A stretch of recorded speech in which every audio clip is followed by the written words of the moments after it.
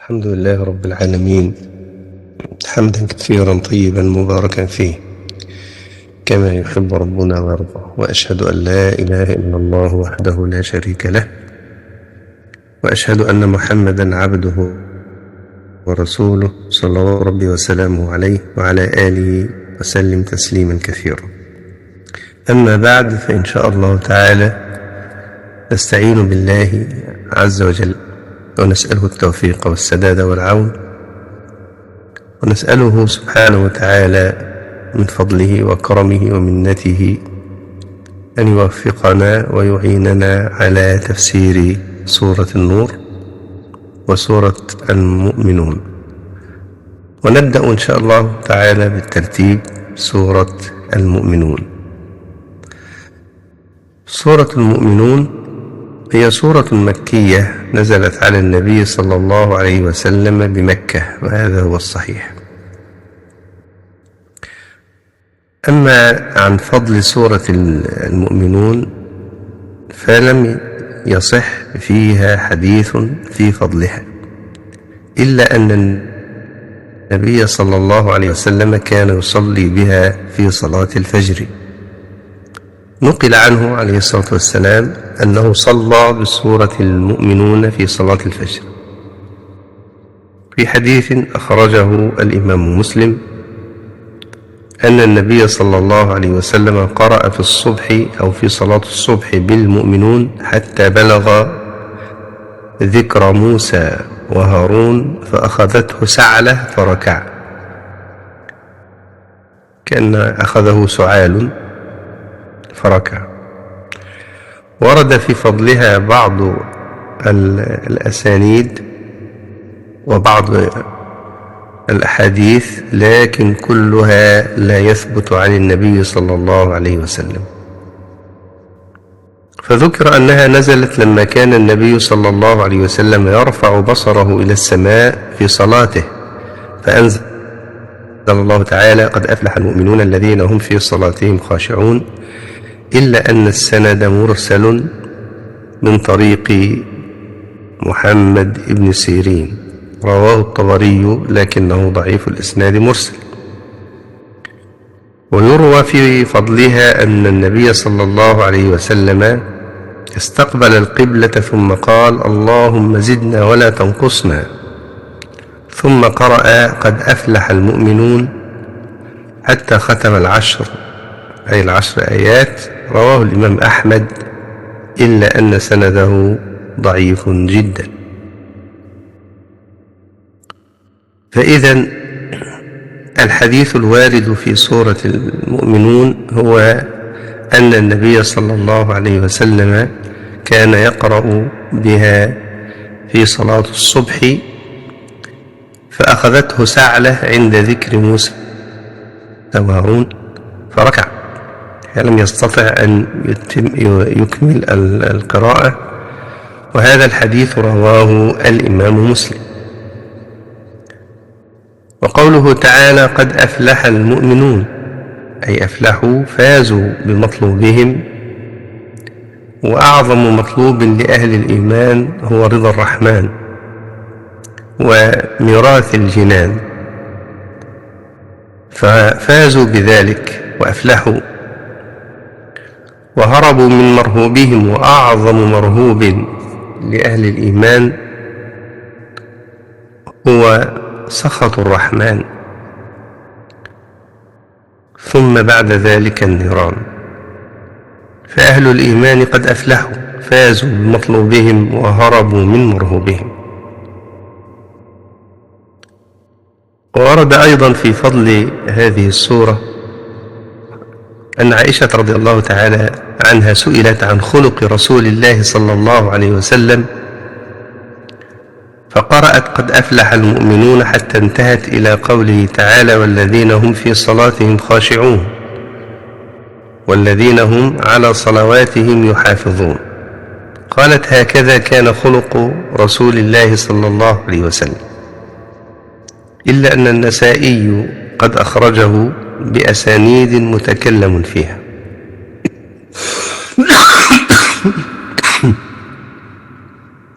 والخشوع في الصلاة الذي يتحلى به المؤمنون المصلون هو التذلل لله سبحانه وتعالى والسكون أثناء الصلاة.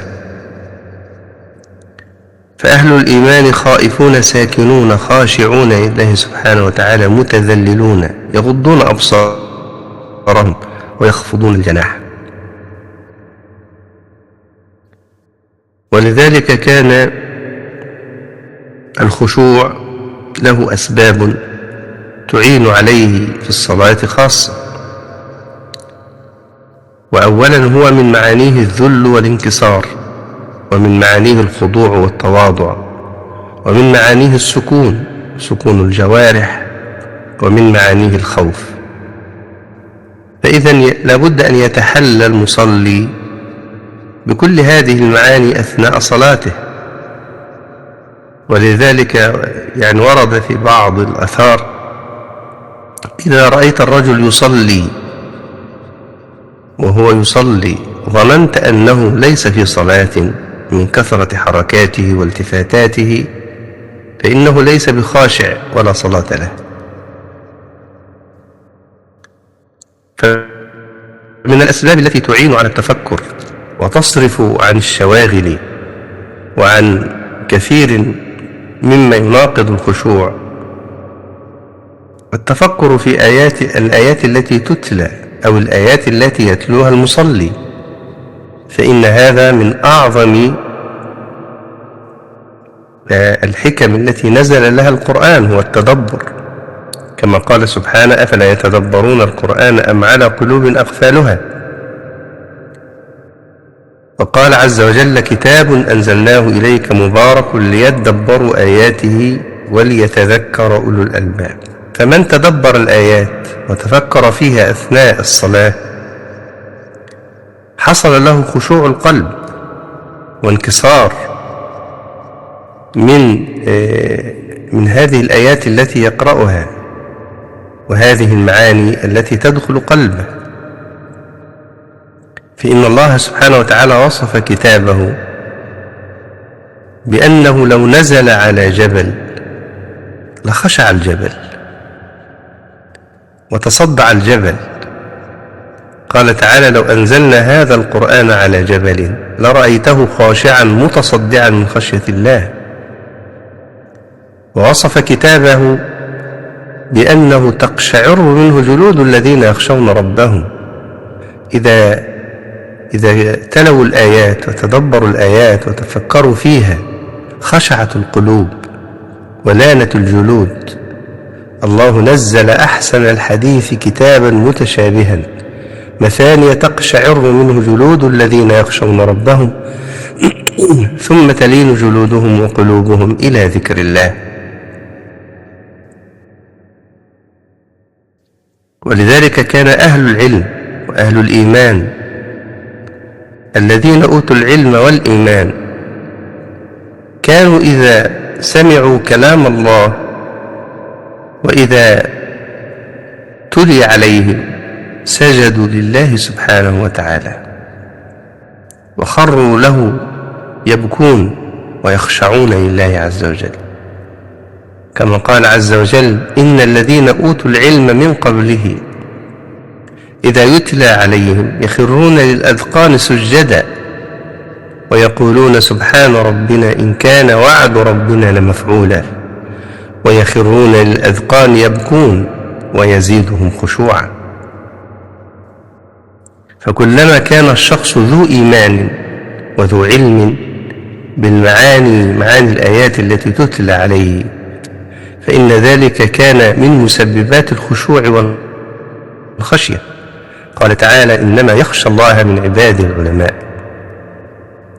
ولذلك لما قرئ على النبي صلى الله عليه وسلم بكى، لما سمعه النبي صلى الله عليه وسلم بكى، سمعه من غيره فما تحمل النبي صلى الله عليه وسلم هذه الآيات. لما رواه البخاري ومسلم من حديث عبد الله بن مسعود رضي الله تعالى عنه قال لي النبي صلى الله عليه وسلم: اقرأ علي. قلت يا رسول الله أقرأ عليك وعليك أنزل؟ قال نعم. فقرأت عليه سورة النساء.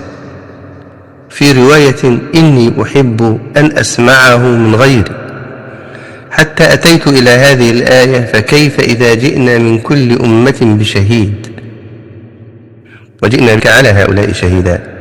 قال حسبك. فالتفت إليه فإذا عيناه تذرفان. فكل هذا من أسباب الخشوع العلم بالآيات والتفكر والتدبر. ثم بعد ذلك أن يسأل العبد ربه سبحانه وتعالى أن يرزقه الخشوع، وأن يدعو الله سبحانه وتعالى بذلك، وأن يتعوذ بالله من قلب لا يخشع. وقد كان من تعوذات النبي صلى الله عليه وسلم كان يقول اللهم إني أعوذ بك من قلب لا يخشع، كما رواه الإمام مسلم. ومن أسباب الحصول على خشوع القلب وخضوع البدن إزالة كل ما يشغل المصلي، وإزالة ما يذهب تفكيره، إبعاد التصاوير والأشياء الكثيرة الموجودة في البيوت الآن مما تلهي المصلين، أو كذلك مما أحدثه الناس في المساجد من كثرة الزخارف والألوان. وقد نهى أو جاء في الأثر النهي عن زخرفة المساجد وعن تحمير المساجد وعن طلائها باللون الأصفر أو الأحمر. هذه الألوان التي من شأنها أن تلفت الأنظار وتلهي المصلين وتخرجهم عن الخشوع. ومن هذا أيضا عدم اتخاذ الستر المليئة بالتصاوير والألوان. فإن عائشة رضي الله تعالى عنها كان لها قرام سطرت به جانب بيتا. القرام ستر فيه نقش وفيه إنه ثوب ملون. فقال لها النبي صلى الله عليه وسلم أميطي عني، يعني أزيحي عني ذلك، فإنه لا يزال تصاويره تعرض لي في صلاتي. وفي صحيح مسلم عن عائشة أنه كان لها ثوب فيه تصاوير ممدودة إلى سهوة، يعني كانت تغطي بها سهوة في الجدار، فكان النبي صلى الله عليه وسلم يصلي إليه، يعني كان في جهة القبلة إذا صلى في بيته.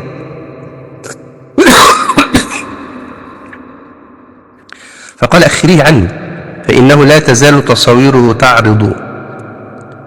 وعنها أيضا كان النبي صلى الله عليه وسلم يصلي في خميصة، والخميصة كساء مخطط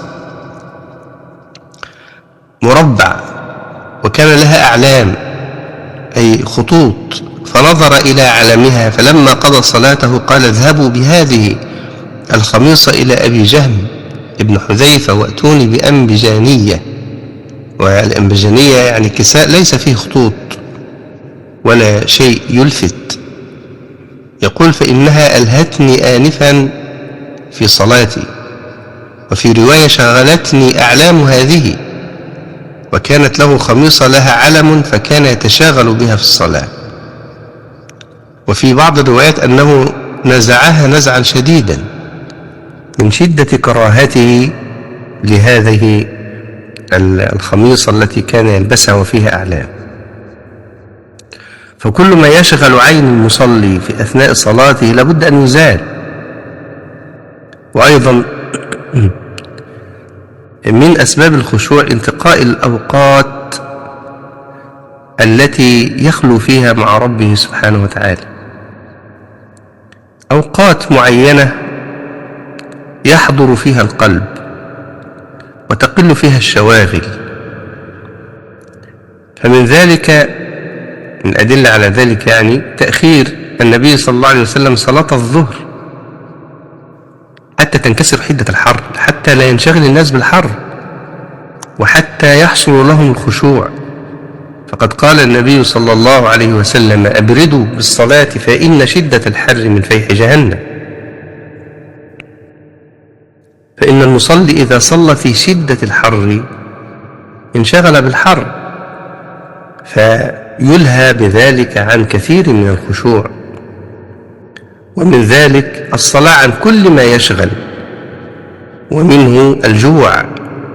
فقد نهى النبي صلى الله عليه وسلم عن الصلاة بحضرة طعام ولا هو يدافعه الأخبثان. إذا كان يريد أن يدخل الخلاء فإنه يدخل أولا ثم يصلي بعد ذلك. إذا كان جائعا يأكل أولا ثم يصلي بعد ذلك، ليستجمع قلبه في صلاته، فتخشع جوارحه ويلين قلبه وجوارحه. ولذلك أكد النبي صلى الله عليه وسلم هذا المعنى، فقال: إذا قرب العشاء وحضرت الصلاة فابدأوا به قبل أن تصلوا صلاة المغرب. إذا قرب العشاء اللي هو الطعام، إذا قرب وحضرت الصلاة فابدأوا به، أي ابدأوا بالطعام والعشاء قبل أن تصلوا صلاة المغرب، ولا تعجلوا عن عشائكم. يعني خذ راحتك في طعامك وشرابك ولا تتعجل فيه من أجل الصلاة. ونص هنا عن صلاة المغرب خاصة، لأن صلاة المغرب أنتم تعلمون أن وقتها من وقت الأذان إلى وقت إقامة الصلاة وقت قليل جدا. فإن الصحابة وكان النبي صلى الله عليه وسلم يصلي صلاة المغرب خاصة، يصليها وينصرف منها، ويقول الصحابة: وإن أحدنا ليبصر موقع نبله. كانوا يخرجون منها في ضوء، ما زال الضوء موجودا. فإذا كان ذلك كذلك فإن صلاة كما يقول العامة المغرب غريب، هذا قول العامة، ومعناه أنه بين الأذان والإقامة وقت قليل لا ينبغي أن يطول. ومع ذلك النبي صلى الله عليه وسلم يقول: إذا قدم العشاء وقرب العشاء وحضرت الصلاة، يعني صلاة المغرب، فابدأوا به قبل أن تصلوا صلاة المغرب ولا تعجلوا عن عشائه. لماذا كل هذا؟ لحضور القلب ولأهمية الخشوع، لأهمية هذا الأمر. وفي رواية: إذا وضع عشاء أحدكم وأقيمت الصلاة فابدأوا بالعشاء ولا يعجلن حتى يفرغ منه. ومن ذلك النوم. إذا كنت إذا كان النوم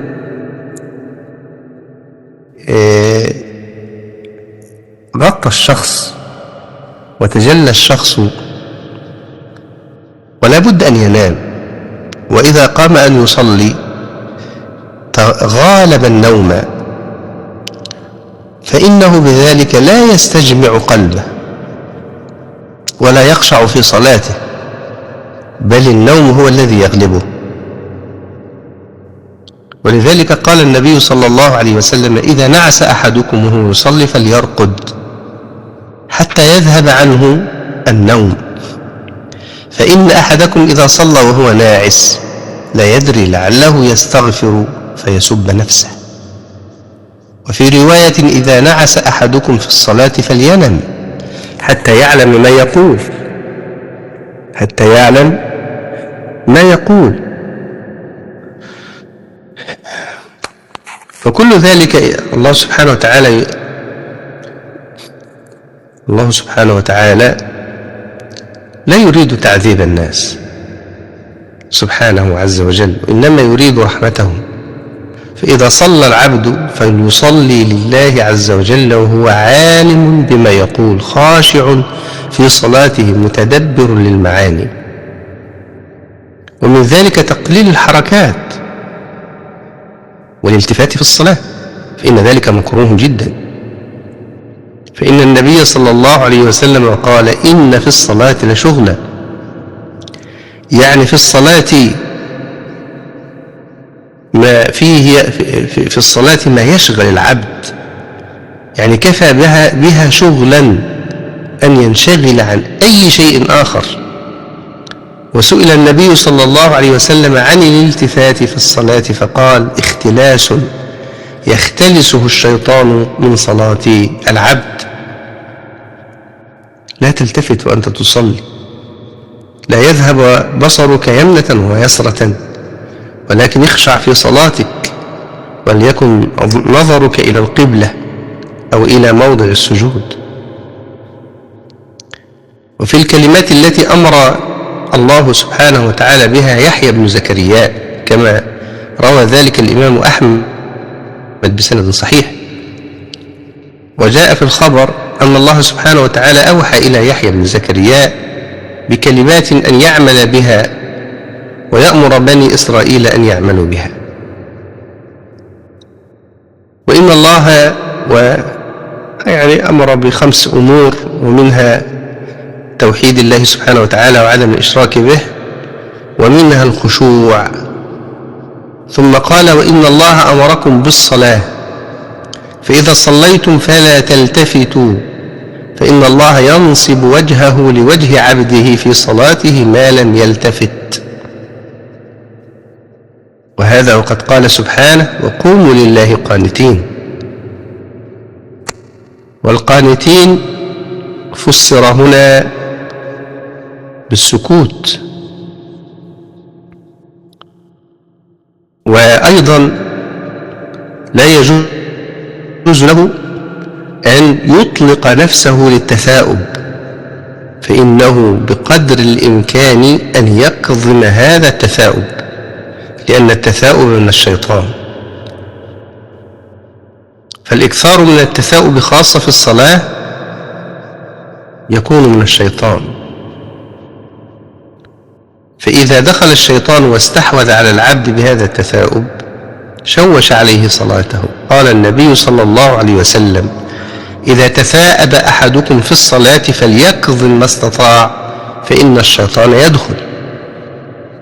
يدخل في فيه ويدخل عنده يلبس عليه صلاته. ومن ذلك أيضا عدم الالتفات ولا رفع البصر كذلك في السماء، فلا يجوز.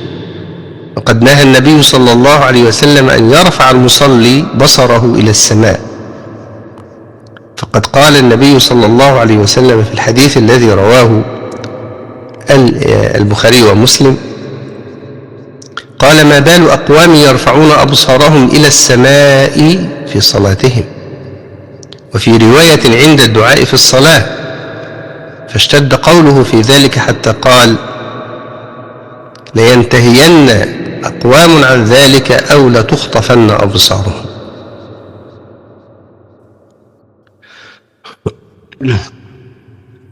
ومن أحكام المساجد أيضا ألا يبصق تجاه القبلة، ففي الحديث أن النبي صلى الله عليه وسلم قال: إذا قام أحدكم إلى الصلاة فلا يبصق أمامه فإنه ينادي الله سبحانه تبارك وتعالى ما دام في مصلاه، ولا عن يمينه فإن عن يمينه ملكا، وليبصق عن يساره أو تحت قدمه فيدفنها.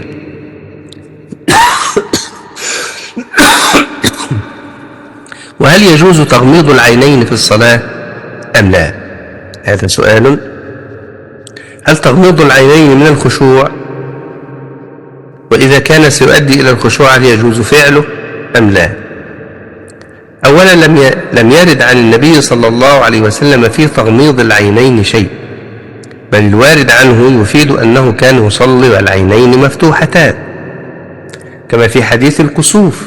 صلاة الكسوف صلى النبي صلى الله عليه وسلم فتقدم في صلاته حتى كاد يلتصق بالجدار، وتأخر وأشاح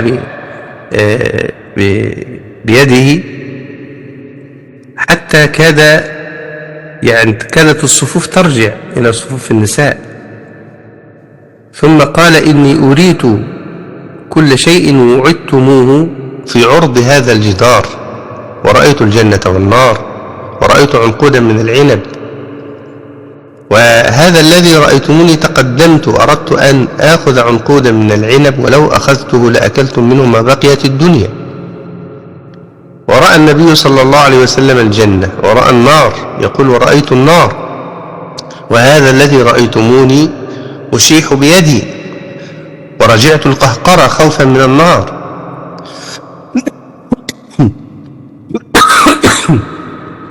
ورأيت فيها عمرو ابن لؤي بن قمأة، هو أول من سيب السوائب.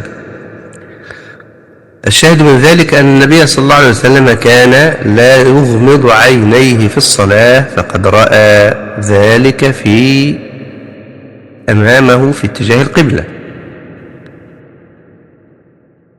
وكذلك من أسباب الخشوع أيضا، وكان إذا مرت شاة من أمام النبي صلى الله عليه وسلم يدفعها، وهذا يدل على أنه كان لا يغمض عينيه في الصلاة.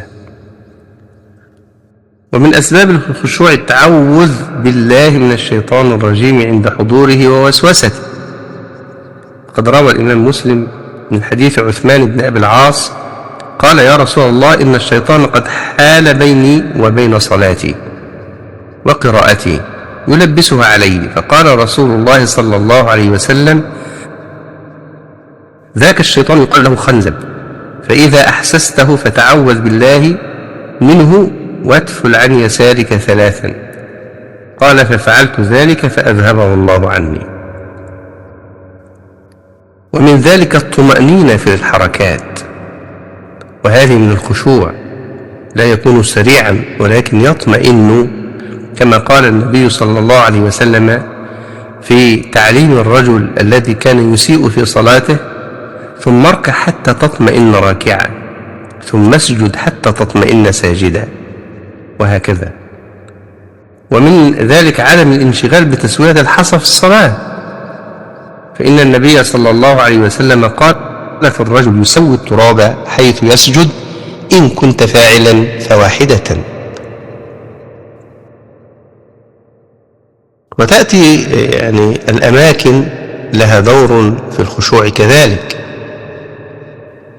فصلاة الرجل في بيته وفي جوف الليل أفضل في بيته من صلاته في المسجد، وكل ذلك للبعد عن كل ما يشوش.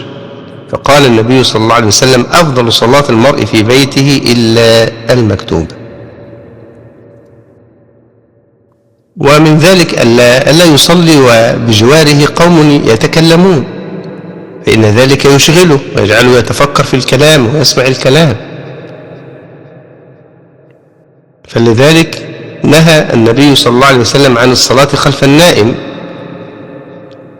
والابتعاد عن الصلاة بجوار الذين يتحدثون في صلاتهم كذلك.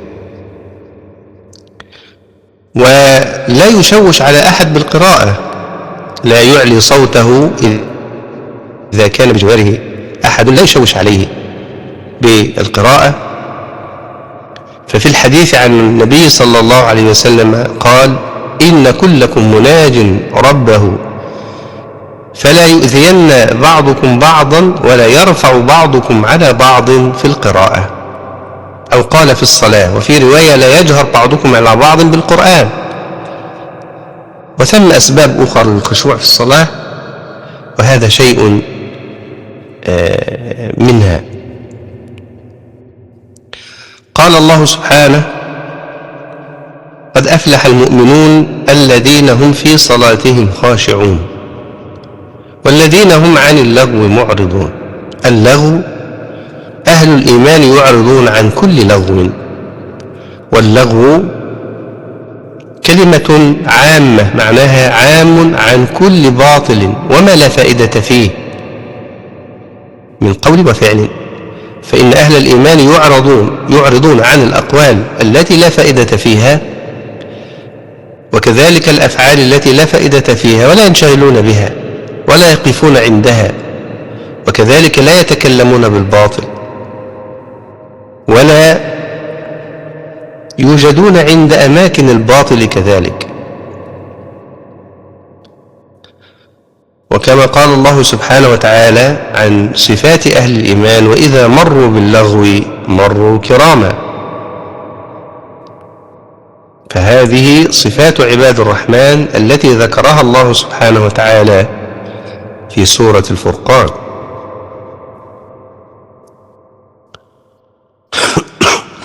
ولذلك قال الله سبحانه وتعالى في بعض صفات أهل الإيمان مما يؤكد هذا المعنى ما جاء في سورة النساء: لا خير في كثير من نجواهم إلا من أمر بصدقة أو معروف أو إصلاح بين الناس. لا خير في كثير من نجوى القوم، فهؤلاء أعرضوا عن اللغو والكلام الباطل. لا خير في كثير من نجواهم إلا من أمر بصدقة أو معروف أو إصلاح بين الناس، ومن يفعل ذلك ابتغاء مرضات الله فسوف نؤتيه أجرا عظيما. وحث النبي صلى الله عليه وسلم على ذلك فقال: من كان يؤمن بالله واليوم الآخر فليقل خيرا أو ليصمت. فهذا معرض، صفات أهل الإيمان يعرضون عن الكلام الذي لا فائدة فيه. قد قال النبي صلى الله عليه وسلم: من صمت نجا. وقال الله سبحانه وتعالى قال النبي صلى الله عليه وسلم: إن الله كره لكم قيل وقال وكثرة السؤال وإضاعة المال، كثرة الكلام، الثرثارون، كما قال النبي صلى الله عليه وسلم: إن من أحبكم إلي وأقربكم مني مجلسا يوم القيامة أحاسنكم أخلاقا، وإن من أبعدكم إلي أو أبغضكم إلي وأبعدكم مني مجلسا يوم القيامة الثرثارون والمتشدقون والمتفلهقون. الثرثار الذي يتكلم بكلام لا فائدة فيه ويكثر الكلام. قد قال النبي صلى الله عليه وسلم في هذا الأمر: من يضمن لي ما بين لحييه وما بين رجليه أضمن له الجنة. يعني حفظ لسانه وحفظ فرجه. هذا قوله سبحانه: والذين هم عن اللغو معرضون. وقال تعالى: والذين هم للزكاة فاعلون. والزكاة هنا هل هي الزكاة المفروضة التي فرضها الله سبحانه وتعالى على أهل الإيمان من أنواع الزكوات، زكوات الأموال والزروع والأنعام، وزكاة الفطر وزكاة الركاز والذهب والفضة وغير ذلك، أم أن الزكاة المقصودة هنا هي زكاة الروح وزكاة النفس وتطهير النفوس من كل ما يشوبها من دنس الشرك والذنوب والمعاصي؟ بكل قال فريق من العلماء، إلا أن الصحيح في هذا الموطن، وإن كان قد نقل بعض العلماء أن أكثر العلماء على أن المراد هنا بالزكاة زكاة الأموال، مع أن الآية مكية، وهذا مما اعترض على من قال بأن الزكاة هنا هي زكاة الأموال. لماذا؟ لأن السورة مكية، والزكاة إنما فرضت بالمدينة في سنة 2 من الهجرة. ولذلك قال بعض العلماء لأن الزكاة هنا زكاة النفس من الشرك والدنس، كقوله تعالى قد أفلح المؤمنون، قوله تعالى قد أفلح من زكاها وقد خاب من دساها. زكاها يعني طهرها، طهر نفسه من الشرك والدنس والرجس والذنوب والمعاصي. وكما قال الله سبحانه وتعالى في سورة فصلت وويل للمشركين الذين لا يؤتون الزكاة، على أحد القولين في تفسيرها. لا شك أنه قد يكون كلا الأمرين مرادا، وزكاة النفوس وزكاة الأموال، فإن زكاة الأموال من جملة زكاة النفوس، والمؤمن الكامل هو الذي يتعاطى هذا وهذا. هذا كلام جيد. لكن رجح بعض أهل العلم أن المراد هنا، وإن كان أكثر العلماء على أن المراد هنا بالزكاة زكاة الأموال، إلا أن من قال أن المراد هنا زكاة النفس أي تطهيرها من الشرك والمعاصي بالإيمان بالله وطاعته وطاعة رسله عليهم الصلاة والسلام، واستدل بالآية التي قرأناها آنفا قد أفلح من زكاها وقد خاب من دساها. قوله تعالى في سورة الأعلى قد أفلح من تزكى، وقوله سبحانه وتعالى ولولا فضل الله عليكم ورحمته ما زكى منكم من أحد أبدا، وقوله تعالى خيرا منه زكاة وأقرب رحمة، وويل للمشركين الذين لا يؤتون الزكاة، على أحد التفسيرين. فاستدل بأن المقصود بالزكاة هنا زكاة النفوس بأن السورة مكية بلا خلاف، والزكاة إنما فرضت بالمدينة كما هو معلوم، فدل على أن قوله والذين هم للزكاة فاعلون نزل قبل فرض الزكاة زكاة الأموال المعروفة، فدل على أن المراد بها غيرها وهو زكاة النفس. ثم القرينة الثانية التي استدلوا بها على أن المقصود بها زكاة النفس أن المعروف في الزكاة أن يعبر عن الزكاة بالأداء، عن أدائها أو بالإيتاء، الذين يؤتون الزكاة، كقوله تعالى وآتوا الزكاة، وقوله تعالى وإيتاء الزكاة ونحو ذلك. فكان يعبر في جل الآيات التي فيها الزكاة المفروضة بالإيتاء،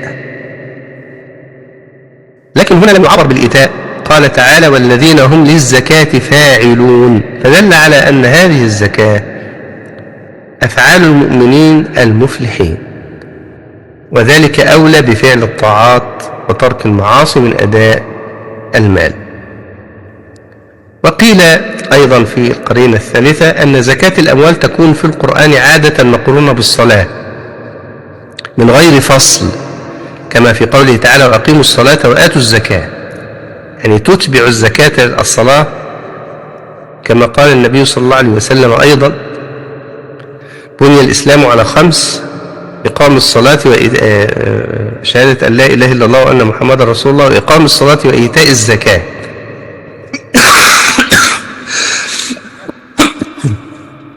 وقال تعالى وأقاموا الصلاة وآتوا الزكاة، وقال تعالى وأقام الصلاة وإقام الصلاة وإيتاء الزكاة.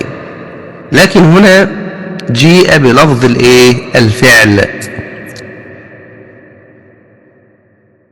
وفصل بين الصلاة والزكاة بالآية والذين هم عن اللغو معرضون، فدل على أنه ليس المقصود بالزكاة هنا الزكاة المفروضة، وإنما زكاة النفس وتطهير النفس من الشرك والدنس وغير ذلك. وبعض العلماء جمع بين القولين فقال إن أصل الزكاة فرض بمكة قبل الهجرة، وأن الزكاة التي فرضت بالمدينة سنة 2 هي ذات النصاب والمقادير الخاصة إلى آخر ما ذكر، لأنهم استدلوا على ذلك بقول الله سبحانه وآتوا حقه يوم حصاده، وهذه نزلت في سورة الأنعام أنها مدنية أيضا، أنها مكية أيضا عفوا. قال تعالى والذين هم لفروجهم حافظون إلا على أزواجهم أو ما ملكت أيمانهم فإنهم غير ملومين فمن ابتغى وراء ذلك فأولئك هم العادون. قوله تعالى والذين هم لفروجهم حافظون إلا على أزواجهم، هذه عامة للرجال والنساء، فلم تخص الرجل من المرأة ولا المرأة من الرجل، وهذا هو الصحيح الذي عليه إجماع الأمة، إلا أن قوله أو ما ملكت أيمانهم فإنها خاصة بالرجال دون النساء، لأنه لا يجوز للمرأة إذا كان عندها ملك يمين من الرجال أن تمكنه من نفسها، وهذا بإجماع العلماء كذلك، وأيضا من الأدلة.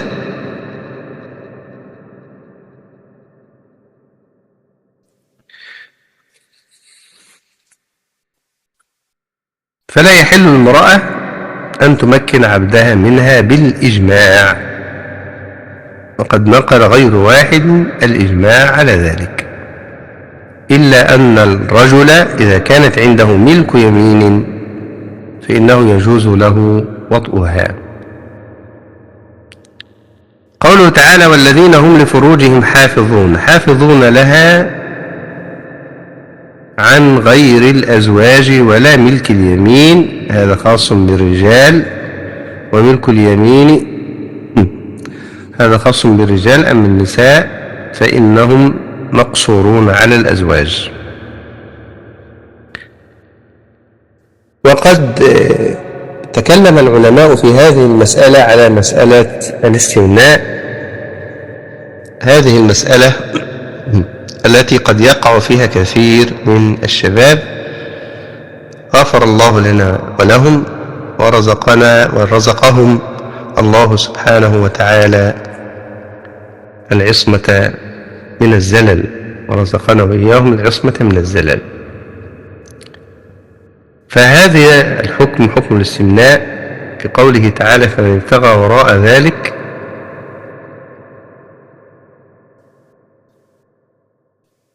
فأولئك هم العادون.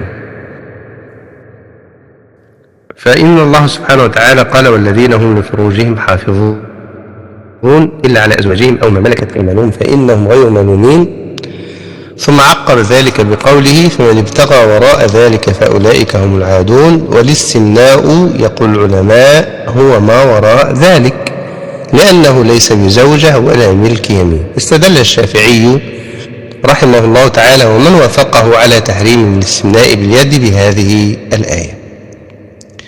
قال فهذا الصنيع خارج عن هذين القسمين.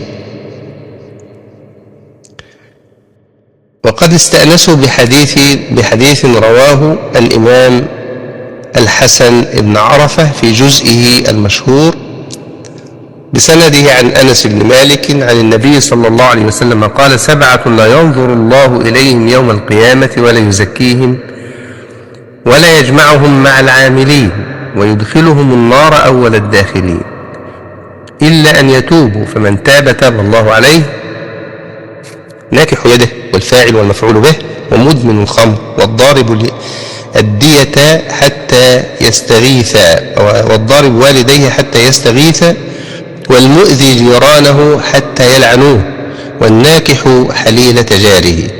لكن هذا حديث غريب إسناده فيه من لا يعرف لجهالته، لكن تكفي الآية استدلوا بها على تحريم ذلك. قوله تعالى والذين هم لأماناتهم وعهدهم راعون، والذين هم لأماناتهم عموم الأمانات، الأمانات التي يودعها الناس عند آخرين، وكل الأمانات التي استؤمنوا عليها كالأسرار التي يستأمنون عليها، وكذلك العهود التي عاهدوا عليها الكفار، لا يتعدونها ولا ينقضونها ولا يغدرون. فكل ذلك من الأمانات التي يجب أن تراعى. ويجب على المسلم أن يكون حافظا للأمانات، فإن النبي صلى الله عليه وسلم قال: آية المنافق ثلاث: إذا حدث كذب، وإذا وعد أخلف، وإذا اؤتمن خان. أعوذ بالله عز وجل من ذلك. قوله تعالى: والذين هم على صلواتهم يحافظون، أي على صلواتهم يحافظون بتأديتها في وقتها وبأركانها وواجباتها في جماعة، لا يتركونها حتى يخرج وقتها، ويخلون بواجباتها وفرائضها وأركانها. ولذلك كانت الصلاة في وقتها من أجل الأعمال وأحبها عند الله سبحانه وتعالى. وفي الحديث الصحيح المتفق عليه عن ابن مسعود رضي الله تعالى عنه قال: سألت النبي صلى الله عليه وسلم فقلت: يا رسول الله، أي العمل أحب إليك أو أحب إلى الله؟ قال: الصلاة على وقتها. قلت: ثم أي؟ قال: بر الوالدين.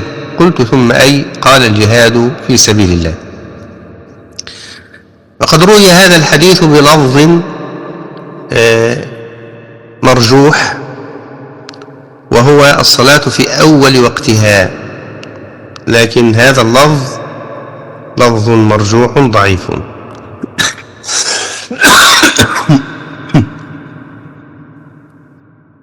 وقد افتتح الله سبحانه وتعالى ذكر هذه الصفات الحميدة بالصلاة، واختتمها كذلك بالصلاة، كما ذكر ذلك الحافظ ابن كثير رحمه الله تعالى في تفسيره. قال: فدل على أفضليتها، يعني تكلم الله سبحانه وتعالى في هذه السورة بالصلاة، فقال: قد أفلح المؤمنون الذين هم في صلاتهم خاشعون، ثم اختتم هذه الصفات بقوله تعالى: والذين هم على صلواتهم يحافظون. كما قال رسول الله صلى الله عليه وسلم: استقيموا ولن تحصوا، واعلموا أن خير أعمالكم الصلاة، ولا يحافظ على الوضوء إلا مؤمن. ولا يحافظ على الوضوء إلا مؤمن. قال تعالى: أولئك هم الوارثون الذين يرثون الفردوس هم فيها خالدون. فذكر الله سبحانه وتعالى مكرمة هؤلاء وجزاء هؤلاء المؤمنين الذين حافظوا على الصلوات والزكوات، وحافظوا وابتعدوا عن اللغو والكذب، وحفظوا فروجهم، فكان جزاؤهم أنهم ورثوا الجنان. كان جزاؤهم أنهم ورثوا الجنان. أولئك هم الوارثون الذين يرثون الفردوس هم فيها خالدون. فيرثون أماكن الكفار في الجنان، لأن الوارث شيئا ورثه بعد غيره. ولذلك قال فريق من العلماء أن للكافر كان له مقعد في الجنة إذا أطاع الله سبحانه وتعالى، فلما كفر بالله ترك مقعده وترك مكانه وترك قصره في الجنة، فورثه المؤمن. فالمؤمن أخذ حظه، وكذلك ورث مكان هذا الكافر في الجنة. وكذلك ورث الكافر مكان المؤمن في النار إذا عصى الله سبحانه وتعالى. ولذلك سمى الله سبحانه وتعالى هذا اليوم يوم التغابن، يوم الخسران، يوم الخديعة،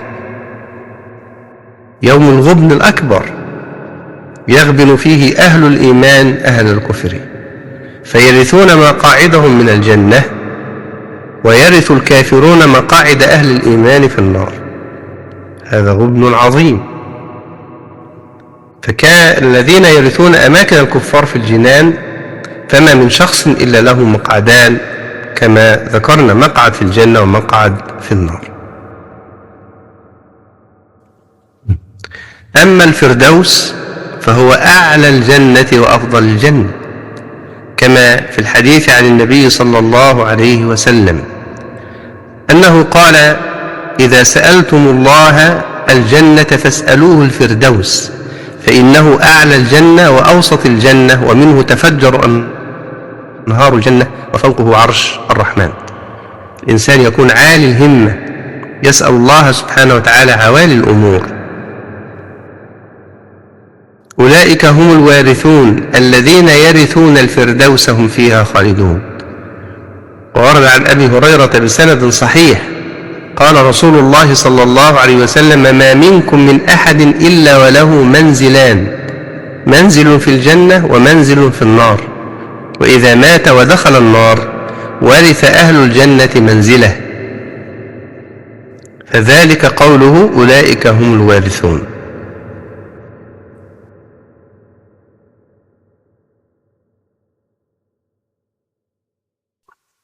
وفي لفظ: يجيء يوم القيامة، كما في صحيح مسلم عن أبي بردة عن أبيه عن النبي صلى الله عليه وسلم قال: يجيء يوم القيامة ناس من المسلمين بذنوب أمثال الجبال فيغفرها الله لهم ويضعها على اليهود والنصارى. هذا لفظ الإمام مسلم. وفي لفظ له قال رسول الله صلى الله عليه وسلم: إذا كان يوم القيامة دفع الله لكل مسلم يهوديا أو نصرانيا فيقال: هذا فكاكك من النار. فاستحلف عمر بن عبد العزيز أبا بردة بالله الذي لا إله إلا هو 3 مرات أن أباه حدثه عن رسول الله صلى الله عليه وسلم. قال: فحلف له. قلت: وهذه الآية كقوله تعالى: تلك الجنة التي نورث من عبادنا من كان تقيا. وقال تعالى: وتلك الجنة التي أورثتموها بما كنتم تعملون. ويروى عن سعيد بن جبير وعن مجاهد أن الجنة بالرومية هي الفردوس، فمعنى يرثون الفردوس أي الجنة. وقال بعض السلف: لا يسمى البستان فردوسا إلا إذا كان فيه عنب. والله أعلم، لكن الظاهر أن الفردوس هو أعلى مكان في الجنة. نسأل الله سبحانه وتعالى لنا ولكم أن يمن علينا ربنا سبحانه وتعالى بالجنة وبالفردوس الأعلى من الجنة، وأن يقينا النيران. نكتفي بهذا القدر، مصلين مسلمين على خير الأنام محمد صلوات الله وسلامه عليه وعلى آله وسلم تسليما كثيرا. والسلام عليكم ورحمة الله تعالى وبركاته.